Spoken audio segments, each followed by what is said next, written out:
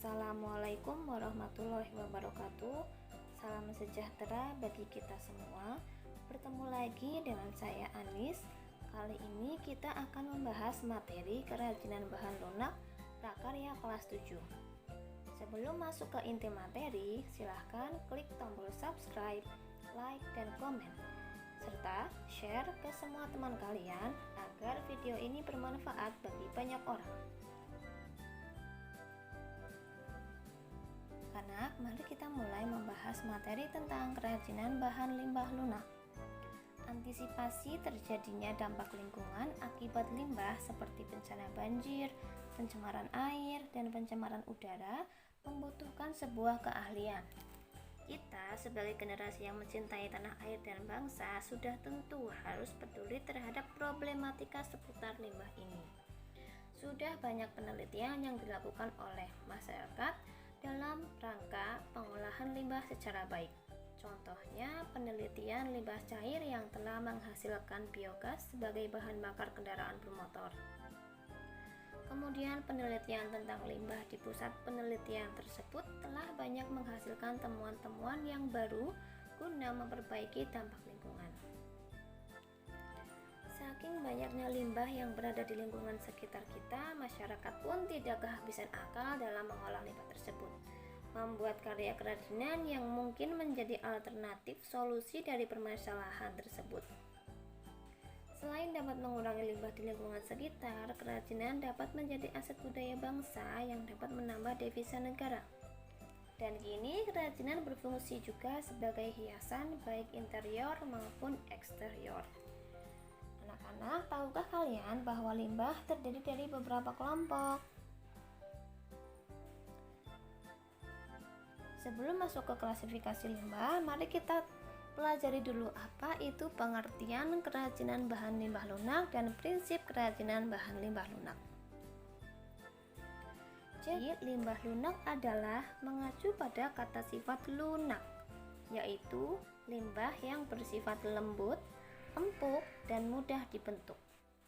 Limbah jenis lunak memiliki proses pelapukan yang tergolong lebih cepat daripada limbah keras.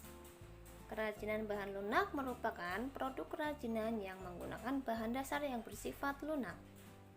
Kemudian, teknik pembuatan kerajinan limbah lunak terdiri dari 5 jenis. Yang pertama yaitu ada teknik membentuk, kemudian yang kedua teknik membordir, yang ketiga menenun, yang keempat mengukir, serta yang kelima adalah menganyam. Prinsip kerajinan bahan limbah lunak yaitu limbah merupakan buangan atau sisa yang dihasilkan dari suatu proses atau kegiatan dari industri maupun domestik, misalnya rumah tangga. Ini limbah dibagi menjadi 3, yaitu berdasarkan wujudnya, berdasarkan sumbernya, dan berdasarkan senyawanya. Limbah berdasarkan wujudnya terdiri dari 3 jenis, yaitu limbah dalam bentuk gas, limbah dalam bentuk cair, dan limbah dalam bentuk padatan. Nah, tadi sudah dijelaskan ya bahwa limbah berdasarkan wujudnya ada 3, yaitu limbah gas merupakan jenis limbah yang berbentuk gas. Contoh limbah dalam bentuk gas antara lain limbah karbon dioksida, limbah karbon monoksida, limbah HCl, limbah NO2, dan limbah SO2. Kemudian limbah cair adalah jenis limbah yang memiliki fisik berupa zat cair. Contohnya air cucian, air hujan, rembesan AC, air sabun, dan minyak goreng buangan. Kemudian yang ketiga yaitu limbah padat, merupakan jenis limbah yang berupa padatan. Contohnya kotak kemasan, bungkus jajanan, plastik, botol, kertas, kardus, dan ban bekas.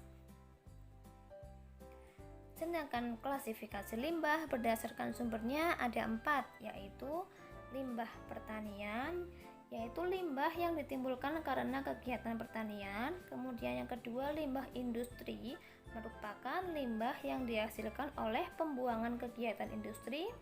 Kemudian yang ketiga ada limbah pertambangan, yaitu limbah yang asalnya dari kegiatan pertambangan. Kemudian yang terakhir, yang keempat, yaitu limbah domestik, merupakan limbah yang berasal dari rumah tangga, pasar, restoran, dan pemukiman penduduk yang lain. Kemudian klasifikasi limbah berdasarkan senyawanya terbagi menjadi dua, yaitu limbah organik dan limbah anorganik. Limbah organik merupakan sisa atau buangan makhluk hidup yang mencakup tumbuhan dan hewan. Limbah organik ini merupakan limbah yang bisa dengan mudah diuraikan atau mudah membusuk. Limbah organik mengandung unsur karbon. Limbah organik dapat ditemui dalam kehidupan sehari-hari.